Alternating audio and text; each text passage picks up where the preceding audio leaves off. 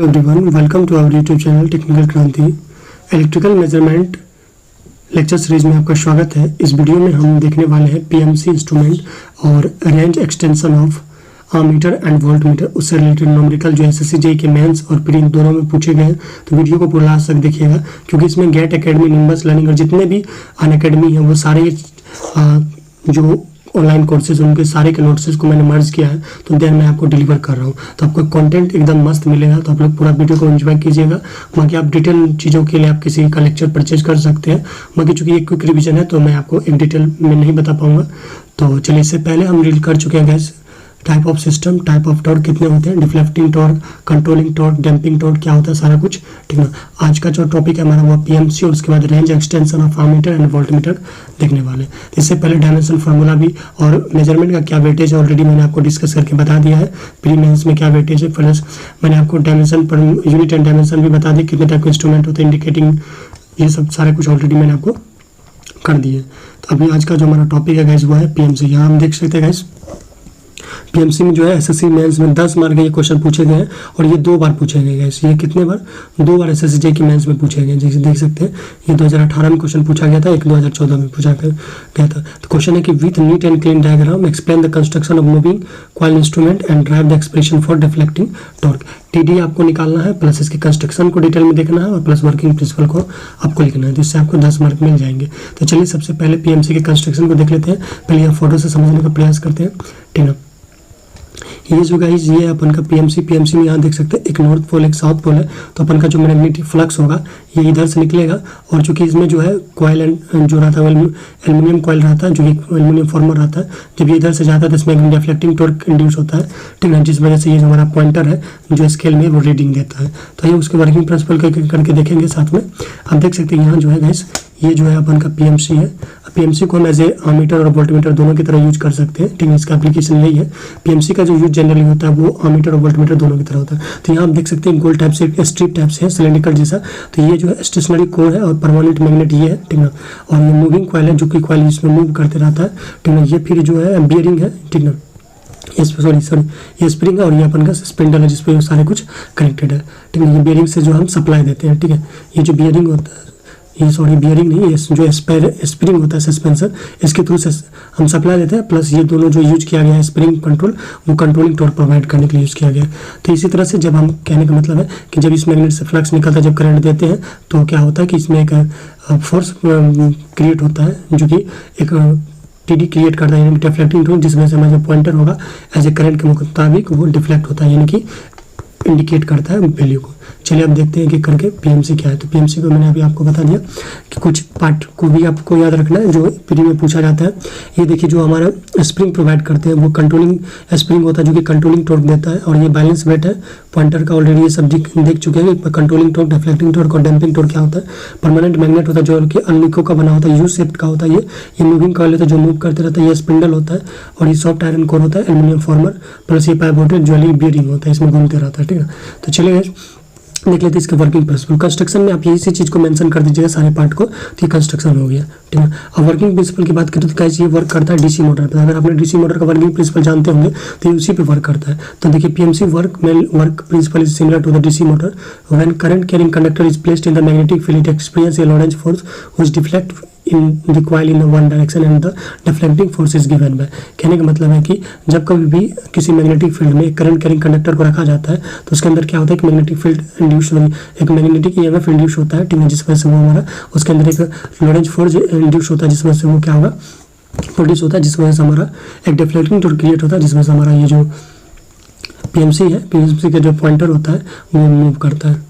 चलिए तो यहाँ देख सकते हैं यहाँ जो फोर्स प्रोड्यूस होता है वो F B I L sine theta, अच्छा से आप जानते होंगे। यहाँ जो कॉइल और एंगल जो होता है वो चूंकि 90 डिग्री के एंगल पर रहता है, तो इस कंडीशन में इफ थीटा 90 डिग्री होता है, साइन थीटा 0 आता है, साइन थीटा जो होगा वो 1 हो जाएगा। कहने का मतलब ये हो जाएगा force equal to Lorentz force equal to हो जाएगा B I L N N, मतलब यहाँ हो जाएगा number of turn of coil, ठीक है। फ्लक्स डेंसिटी है, ये फिर अप्लाइड करंट है, ये लेंथ ऑफ कंडक्टर है। अब यहाँ से टॉर्क इक्वेशन निकालेंगे जो कि क्वेश्चन में पूछा गया है। तो कैसे आपको मालूम है कि टॉर्क जो टो इक्वल टू जो होता है वो होता है फोर्स इनटू लेंथ, यानी कि डी डिस्टेंस बिटवीन देम। तो ये हो गया कि टी डी इक्वल टू हो गया एफ डी। तो एफ का वैल्यू आपको मालूम है अभी बी आई एल एन है, और डी जो यहाँ से बी हो जाएगा कहने का मतलब ये अपन का बी होगा, यहाँ से यहाँ दिखा देते हैं। ये जो होता है ये अपन का बी होगा, ये जो है बी होगा। और चूंकि ये एल है तो एल इंटू बी क्या होता है गाइस, वो होता है एरिया, ठीक है। एरिया होता है, क्या होता है, एरिया। तो यहाँ आप देख सकते हैं क्वेश्चन में, तो ये बी हो गया। तो बी से ये बी एल और बी मिलकर यहाँ एरिया गाइस बना लिया।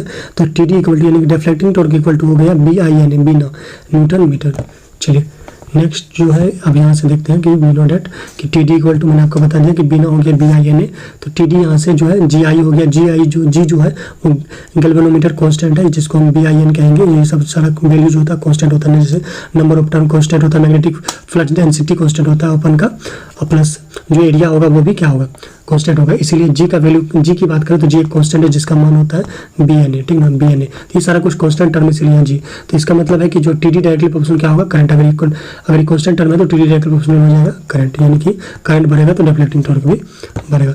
ऑलरेडी हम जानते हैं कि चूंकि इसमें हम जो है स्प्रिंग कंट्रोल प्रोवाइड करते हैं, तो स्प्रिंग कंट्रोल में मैंने आपको बताया था कि टी सी इक्वल टू होता है के सी थीटा, यानी कि T C directly proportional to theta. यानी कि यहाँ से अगर हम देखेंगे फाइनल स्टेडी स्टेट में, यानी कि जब हमारा पॉइंटर रुका हुआ रहेगा जीरो पे, तो उस कंडीशन में टी डी डिफ्लेक्टिंग टॉर्क और कंट्रोलिंग टॉर्क जो हमारा होगा गाइस वो दोनों इक्वल होगा। तो यहाँ से हम लिख सकते हैं कि जी आई इक्वल टू के C theta, theta equal to हो जाएगा जी आई बाई के, यानी कि थीटा डायरेक्टली प्रोपोर्शनल हो जाएगा आई, यानी कि जैसे जैसे करंट बढ़ेगा तो उसी तरह से क्या होगा कि वो डिफ्लेक्टिंग टॉर्क भी बढ़ेगा, यानी कि हम डिफ्लेक्टिंग टॉर्क यानी कि हमारा जो भी रीडिंग होगा करंट के अकॉर्डिंग वो हमें देगा। अब आइए देखते हैं कि एक चीज़ है कि torque weight ratio, torque weight ratio का जो कि इसका होता है काफ़ी हाई होता है, ठीक है, क्योंकि इसमें देखिए टॉर्क काफ़ी ज़्यादा प्रोडक्शन होता है, क्योंकि स्ट्रॉन्ग मैग्नेटिक फील्ड होता है हमारा पीएमसी का, ठीक है, क्योंकि यहाँ हम जो यूज़ करते हैं वो परमानेंट मैग्नेट यूज़ करते हैं। तो जो पीएमसी का जो टॉर्क रेशियो होता है, टॉर्क वेट रेशियो काफ़ी हाई होता है, और टॉर्क वेट रेशियो जो होता है वो सेंसिटिव से डायरेक्टली प्रोपोर्शनल होता है। अगर ये हाई तो सेंसिटिविटी भी हाई होता है, जिस वजह से एक्यूरेसी हमारा काफ़ी अच्छा होता है। पीएमसी इंस्ट्रूमेंट का एक्यूरेसी काफ़ी अच्छा होता है। आइए गाइस आप देख लेते हैं पीएमसी कितने टाइप के होते हैं। जनरली आपको देखने को मिलेगा पीएमसी दो टाइप के होते हैं, इसे क्वेश्चन भी एग्जाम में पूछे जाते हैं। पीएमसी गाइस दो टाइप के होते हैं, यहाँ देख सकते हैं। एक है नॉर्मल पीएमसी, जिसका कि रीडिंग जीरो से होता है फुल स्केल डिफ्लेक्शन तक, कहने का मतलब जीरो से लेकर हो सके तो 10, अगर वो हमारा मीटर 10 एम्पियर मेजर करेगा तो 10 एम्पियर उसका फुल स्केल डिफ्लेक्शन होगा। कोई अगर 20 करेगा तो 20 होगा, यानी कि जीरो से स्टार्ट होता है और जो भी पॉजिटिव वैल्यू होता है वहाँ जाके इंडेट होता है।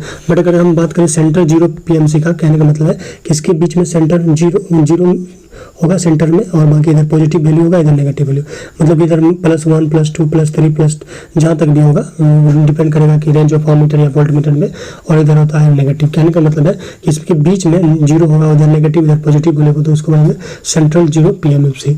इसमें नॉर्मल पीएमसी में जीरो से स्टार्ट होगा और पॉजिटिव वैल्यू जहाँ तक भी हो वहाँ तक जाएगा। तो आई होप ये फिगर के साथ आप समझ गए होंगे कि यहाँ क्या होता है कि simply due to magnetic field, और चूंकि इसमें करंट कैरिंग कंडक्टर होता है जिस वजह से इसमें इंड्यूस ईएमएफ होता है, और चूंकि ये जो है हमारा पॉइंटर मतलब एक फोर्स क्रिएट होता है इसके अंदर, जो कि होता है B I L sine theta, और इस वजह से हमारा पॉइंटर क्या होगा, पॉइंटर में डिफ्लेक्टिंग टॉर्क होगा, वो मूव होता है, और स्प्रिंग जो होगा उसको बैलेंस करेगा, यानी कि कंट्रोल करेगा। अब गाइस इसके एडवांटेज की बात करें तो यूनिफॉर्म स्केल होगा, क्योंकि थीटा डायरेक्टली प्रोपोर्शनल है आई के, तो इसका high wait torque weight ratio होता है, जिस वजह से इसमें जो करंट रिक्वायरमेंट होगा काफ़ी कम होगा ऑपरेशन के लिए। एक्यूरेसी की बात करें, एक्यूरेसी और सेंसिटिविटी काफ़ी हाई होता है, पावर कंजप्शन काफ़ी लो करता है, यानी कि 25 वाट से लेके 200 माइक्रोवाट तक करता है। हिस्टैरिसीस एरर काफ़ी कम होता है, मतलब बिल्कुल फ्री होता है। नेग्लिजिबल एरर होता है ड्यू टू मैग्नेटिक फील्ड की वजह से। इसका एक्सटेंशन किया जा सकता है, मतलब कि अगर कोई मतलब इसमें 10 से लेके हजारों एम्पियर तक के करंट मेजर कर सकते हैं, उसको एक्सटेंड करना है। Not affected by the external magnetic field, जिसको हम एक्सटर्नल मैग्नेटिक फील्ड कहते हैं, इससे ये इफेक्ट नहीं होता है। नेक्स्ट है eddy current induced in the metallic farmer over which coil is bound provide effective damping. Next है ये जो मेजर करता है वो एवरेज वैल्यू मेजर करता है। इसके डिसएडवांटेज को देख लीजिए कि जनरली इसका यूज हम सिर्फ डीसी मेजरमेंट में कर सकते हैं, एसी मेजरमेंट के लिए यूज नहीं होता है। एजिंग ऑफ परमानेंट मैग्नेट, मतलब कि समय के साथ क्या होगा, परमानेंट मैग्नेट का जो प्रॉपर्टी है वो खत्म हो जाएगा, तो उससे क्या होगा, हमारा पीएमसी बर्बाद हो जाएगा। एजिंग मतलब ये हुआ। High cost due to dielectric construction and accurate machinery. Friction और error due to jewel pivot in suspension bearing. Used only for BI up to 50 microamp और 100 मिली वोल्ट। 50 मिली एम्पियर से लेके 100 मिली वोल्ट के लिए ये use होता है। Spring control is affected by temperature. हाँ, इसको गाइस इसको आप एक्सटेंड करके फिर इसका जो जितना भी आप चाहते हैं करंट को मेजर कर सकते हैं, वोल्ट को मेजर कर सकते हैं, विदाउट एक्सटेंशन किए हुए सिर्फ आप इतना यूज कर सकते हैं। स्प्रिंग कंट्रोल जो होगा टेम्परेचर अफेक्टेड रहता है, काफ़ी कॉम्प्लेक्स कंस्ट्रक्शन रहता है। अब अगर यहाँ गाइस हम एमआई इंस्ट्रूमेंट को भी देख लेते हैं, बाकी बाद में इसका कंस्ट्रक्शन और वर्किंग प्रिंसिपल देखेंगे। बट एडवांटेज देख लीजिए, इसका यूज एसी और डीसी दोनों में यूज किया जाता है। सिंपल कंस्ट्रक्शन होता है, हाई टॉर्क रेशियो होता है, torque and weight ratio, cheaper instrument होता है और लो करंट कैरिंग पार्ट की वजह से इसमें कोई इसका कंस्ट्रक्शन काफ़ी रिलायबल एंड रिजिड होता है, capable of giving good accuracy और मतलब ओवरलोड कंडीशन में भी ये डैमेज नहीं होता। Range of instrument are extended. Next है इसके डिसएडवांटेज को देख लेते हैं। तो ये होता है consume more power, different calibration of AC and DC, non uniform scale होता है जिस वजह से ये क्रैम्प करेगा, मतलब वाइब्रेट करते रहता है, ठीक है, जिस वजह से इसका जो रीडिंग होगा वो एक्यूरेट नहीं होता है। लो रीडर होता है, लेस सेंसिटिव होता है as compare to PMC. Temperature जब भी ज़्यादा होगा तो रेजिस्टेंस ऑफ कॉइल भी ज़्यादा होगा, स्टिफनेस कम हो जाएगा और परमेबिलिटी भी कम हो जाएगा, जिससे क्या होगा कि रीडिंग अफेक्टेड हो जाएगा, रीडिंग सही से नहीं मिलेगा। Due to non linearity of BH curve, जिस वजह से क्या होगा कि टीडी जो डायरेक्टली प्रोपोर्शनल होता है या स्क्वायर के, वो एग्जैक्टली नहीं होगा डायरेक्टली प्रोपोर्शनल, ठीक ना, थोड़ा सा वेरिएशन होगा। और ये जो है 25 से लेकर 125 हर्ट्ज फ्रिक्वेंसी के रेंज के बीच ही वर्क कर सकता है।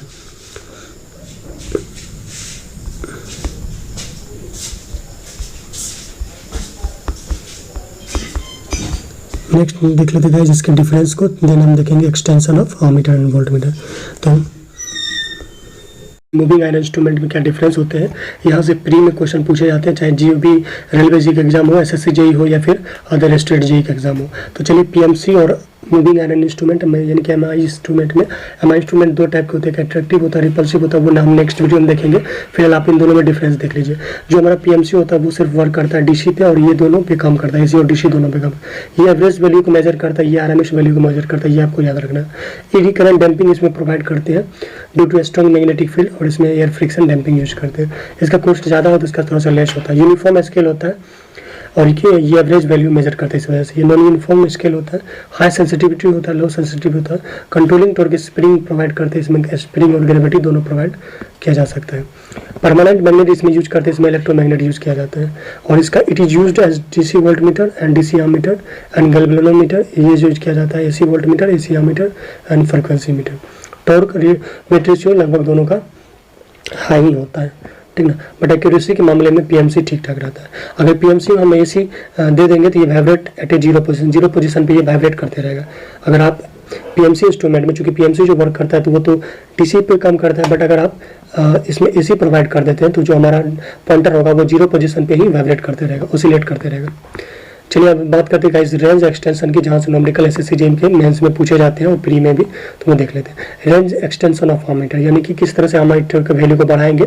सपोज आपका जो इंस्ट्रूमेंट है वो 10 एम्पियर को करंट को मेजर करता है, लेकिन हमको मेजर करना है 100 एम्पियर, तो उसको कैसे करना है वो सभी चीज़ें देखेंगे। उसी तरह से वोल्ट मीटर अगर 10 वोल्ट का कर रहा है, उसको 1000 वोल्ट का करवाना है तो कैसे उसको रेंज को एक्सटेंड करेंगे। तो उसके लिए कुछ मल्टीप्लाई और शंट का वैल्यू आता है, उसको आपको उस टाइप के रेजिस्टेंस को उसमें कनेक्टेड करना है। देखिए when high current are to be measured, the measured part of the current is bypassed through the low resistance is called shunt। अगर हमको ज़्यादा करंट मेजर करना है, मान लीजिए 100 एम्पियर, तो हमको क्या करना है 90 से या 99 के आसपास जो करंट होगा, जो भी मान लीजिए मेरे अमीटर करंट सिर्फ 10 एम्पियर तक है, तो यानी कि 90 एम्पियर करंट को बाईपास करवाना पड़ेगा ताकि जो हमारा अमीटर होगा सही से मेजर कर सके, ठीक ना। तो यही देख सकते हैं कि ये जो है RM जो हुआ है वो हो गया, और ये IM जो हो गया मीटर रेजिस्टेंस, ये मीटर करंट हो गया, इसमें से अमीटर में जो जाएगा, और ये ISH हो गया, ये RSH हो गया, यानी कि इससे जो करंट जाएगा वो शंट करंट होगा, और इसको बोलेंगे शंट रेजिस्टेंस। ये शंट कर दिए ताकि ज़्यादातर करंट इसी से जाए, और ये अपन का लोड लगा हुआ है, ठीक है। चलिए इसको देखते हैं। By applying CDR current division rule आपको मालूम होगा। करंट डिवीजन रूल यहाँ लगाएंगे तो IM जो अगर निकालना चाहेंगे तो क्या हो जाएगा, टोटल करंट अपोजिट का रेजिस्टेंस RSH प्लस दोनों का सम, यानी कि रेजिस्टेंस RSH प्लस RM। तो वही हम किए, फिर हम क्या किए, अब इसको उल्टा लिए, कहने का मतलब इसको पलटा लिया, RSH RM को ऊपर कर दिया, इसको नीचे कर दिया, उसके बाद I ले लिए साइड में, तो देखिए I बाय IM हो गया, यहाँ से ये चीज़ें हो गई। फिर I बाय M को हम M कहते हैं, जिसको हम बोलते हैं मल्टीप्लाइंग फैक्टर। इसका जो वैल्यू होता है हमेशा 1 से ज़्यादा होता है, क्योंकि देखिए बड़ा वाला वैल्यू क्या है, ऊपर में है। चलिए तो यहाँ से जो M का वैल्यू होगा वो होगा I बाय IM। तो यहाँ से आप देख सकते हैं जो RM बाय RSH हो जाएगा वो M-1 हो जाएगा, और फाइनली आपको RSH यानी कि शंट रेजिस्टेंस जो निकालना है रेंज को बढ़ाने के लिए, कितने शंट रेजिस्टेंस की वैल्यू को इसमें ऐड करना है, तो वो गाइज हो जाएगा RM बाय M-1। तो कहने का मतलब इसको सीरीज में पैरेलल में गाइज जोड़ा जाता है, ठीक ना, अमीटर में, ताकि मतलब ये RSH निकाला जाता है ताकि हम किस तरह के रेजिस्टेंस को ऐड करें, कितने वैल्यू को, ताकि जो हम करंट है ज़्यादा मेजर कर सकें। तो फार्मूला बस आपको यही याद रखना है कि RSH इक्वल टू होता है RM/M-M1 और M इक्वल टू होता है I/IM। चलिए अब हम देख लेते हैं range extension of volt meter. तो वोल्ट मीटर में हम मल्टीप्लायर यूज़ करते हैं जो कि वोल्ट मीटर के सीरीज में कनेक्ट करते हैं। तो ये जो है मल्टीप्लायर होता है जो connected with volt meter coil, ठीक ना। तो यहाँ से अगर यहाँ VDR लगाएंगे, वोल्टेज डिवीजन रूल, तो VM अगर निकालेंगे मीटर का वोल्टेज तो हो जाएगा वोल्ट टोटल वोल्टेज मल्टीप्लाई उसी मीटर का रेजिस्टेंस। ये सब चीज़ आप जानते होंगे, VDR यानी कि वोल्टेज डिवीजन रूल। V/VM जो हो जाएगा वो RM + RSC/RM हो जाएगा। फिर यहाँ से M इक्वल टू जो हो जाएगा मल्टीप्लाइंग फैक्टर जो होगा वो B/VM होता है। जैसे करंट का कंडीशन अमीटर कंडीशन I/IM होता है तो यहाँ B/VM होगा। तो यानी कि RS सीरीज रेजिस्टेंस जो कि कनेक्ट करेंगे वोल्ट मीटर में तो वो हो जाएगा M-1 × RM। तो ये चीज़ें आपको याद रखनी है बस। तो गाइस नेक्स्ट देख लेते हैं। देखिए कंक्लूजन की बात करें तो जो अमीटर होगा वो होगा, उसमें देखिए अगर शंट रेजिस्टेंस निकालना है तो वो हो जाएगा मीटर रेजिस्टेंस M-1। M क्या होगा I इक्वल टू I/IM। और इसमें जो होगा सीरीज रेजिस्टेंस जो होगा वो RM/M-1 होगा और M जो होगा गाइस वो होगा B/VM, ठीक ना। यहाँ से देख सकते हैं मैंने आपको बता दिया। और यहाँ अगर आप जैसे जैसे करंट को बढ़ाते जाओगे तो रेजिस्टेंस उसी से घटेगा। इसको कंक्लूजन को आगे हम देख लेंगे क्वेश्चन के थ्रू कि कैसे कैसे करंट आप बढ़ाते हो तो कैसे रेजिस्टेंस कम होता है। उसी तरह से वोल्टेज जैसे जैसे बढ़ेगा तो सीरीज रेजिस्टेंस हमारा बढ़ेगा। इस चीज़ को ध्यान रखिएगा। तो कहने का मतलब जितना ज़्यादा हमें जितना वोल्टेज को मेजर करना है तो उतना ही अमाउंट का हमें शंट सीरीज रेजिस्टेंस लगाना पड़ेगा। चलिए रिक्वायरमेंट ऑफ शंट की बात करते हैं, आप पढ़ लीजिएगा। इसमें मतलब कि शंट को जो रेजिस्टेंस होगा उसमें क्या क्या रिक्वायरमेंट होगा। जो जनरली DC के लिए यूज करते हैं मैग्नेटम का बना हो जाए और AC के लिए कॉन्स्टेंट का बना हुआ। क्वेश्चन PVCL में पूछा गया है। तो आइए अब न्यूमेरिकल की बात करें PMC से रिलेटेड। तो देखिए न्यूमेरिकल क्वेश्चन पूछा गया है। ये देखिए SSC JEE मेंस 2018 में क्वेश्चन पूछा गया 20 मार्क में। तो देखिए 50 microampere meter movement with the internal resistance of 1 kilo ohm is use to as a DC volt meter. Range इसका दिया हुआ है, हमें फाइंड आउट करना RSC और M। तो सिंपली है इसमें क्या करना है, सबसे पहले देखिए करंट दिया हुआ है, फुल स्केल डिफ्लेक्शन करंट दिया हुआ 50 माइक्रोएम्पियर और ये RM दिया हुआ अपन का मीटर रेजिस्टेंस, B दिया हुआ है 50 वोल्ट और BM यहाँ से निकालोगे तो इस टाइप से निकालोगे कि IM × RM। तो ये निकल जाएगा। M निकालोगे तो क्या हो जाएगा B/VM, ठीक है। फिर ये करोगे तो ये हमारा जो M निकलेगा वो 1000 निकल जाएगा। अब यहाँ से RSC निकालोगे, simply RM equal to M-1 होता है। तो यहाँ से सब फाइनली ये हमारा आंसर आ जाएगा। तो 20 मार्क काफ़ी इजीली मिल जाएगा। नेक्स्ट क्वेश्चन ये भी देखो 2014 में क्वेश्चन पूछा गया गाइस 10 मार्क का ये मेंस में।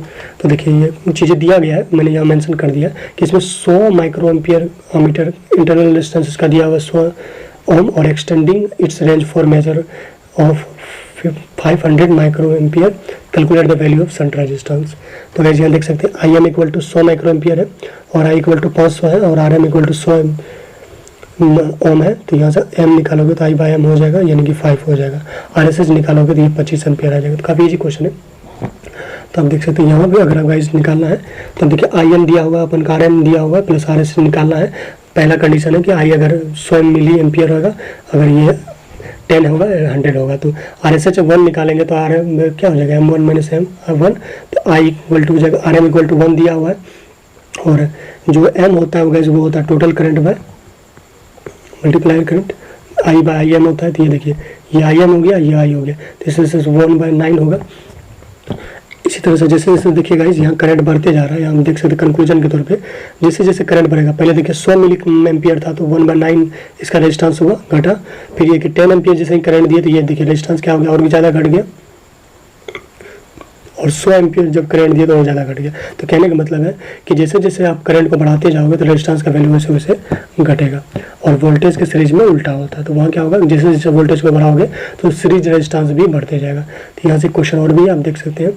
क्वेश्चन है गाइस कि a moving coil instrument has a resistance of 2 ohm और फुल स्केल करंट जो है 50 माइक्रो एम्पियर है। How can it be used as, इसमें अमीटर और वोल्टमीटर दोनों का दिया है IM दिया हुआ है, RM दिया हुआ है। तो यहाँ से देखिए I इक्वल टू 5 एम्पियर दिया हुआ है, B इक्वल टू 500 वोल्ट दिया हुआ है। तो यहाँ से आप अगर आप M निकाल लीजिएगा तो ये 100 हो जाएगा, और SH निकाल लीजिएगा तो 0.002 हो जाएगा। DM की बात करें तो ये IM मल्टीप्लाई RM होगा, यानी कि मीटर का जो वोल्टेज होगा वो meter resistance multiply meter current होगा। फाइनली आप यहाँ से निकाल लोगे, M निकाल लोगे, सीरीज रेजिस्टेंस निकाल लोगे। तो कहने का मतलब जब हम उसे 5 एम्पियर के लिए मेजर करेंगे तब रेजिस्टेंस क्या होगा, और वोल्टेज और 500 वोल्टेज के लिए मेजर करेंगे तब जो हमारा सीरीज रेजिस्टेंस क्या होगा। तो आई होप ये क्वेश्चन आपके लिए हेल्पफुल हुआ होगा, और ये टॉपिक काफ़ी इंपॉर्टेंट है एग्जाम पॉइंट ऑफ व्यू से। इस टॉपिक को अच्छे से पढ़िएगा, और आपको मेरा वीडियो अगर हेल्पफुल लग रहा होगा, और बाकी अगर किसी तरह के इन्हांसमेंट की ज़रूरत होगी, अगर आपको चाहिए डिटेल में मैं आपको बताऊं तो डिटेल में भी मैं बताने का प्रयास करूंगा, लेकिन वीडियो लंबा हो जाता है तो आप लोग देखते नहीं हैं। तो गैस प्लीज़ आप अपना फीडबैक ज़रूर दीजिएगा कि किस तरह के इसमें इंप्रूवमेंट किया जाए। मिलते हैं नेक्स्ट वीडियो में, तब तक के लिए बाय बाय।